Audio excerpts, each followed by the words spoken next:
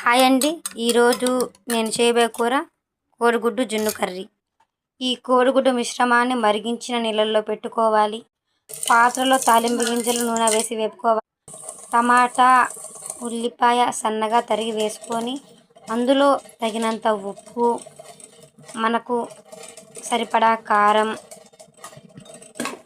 కూరలో సరిపడినంత పసుపు కూడా వేసుకోవాలి. పసుపు కూరకు చక్కని రంగునిస్తుంది. ఈ కోడిగుడ్డు మిశ్రమం ఉడికిందా లేదా 1-2 సార్లు చూసుకోవాలి. ఉడికిన దాన్ని తీసి పక్కన పెట్టుకోవాలి. టమాటా మిశ్రమాన్ని చూసుకోవాలి ఉడికిందా లేదా అని.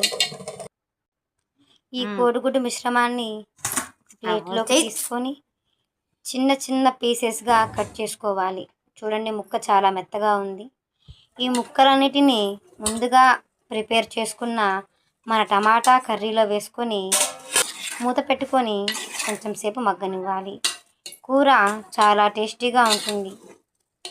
లాస్ట్లో కొంచెం కొత్తిమీర వేసుకొని సర్వ్ చేసుకుంటే మన కూర రెడీ.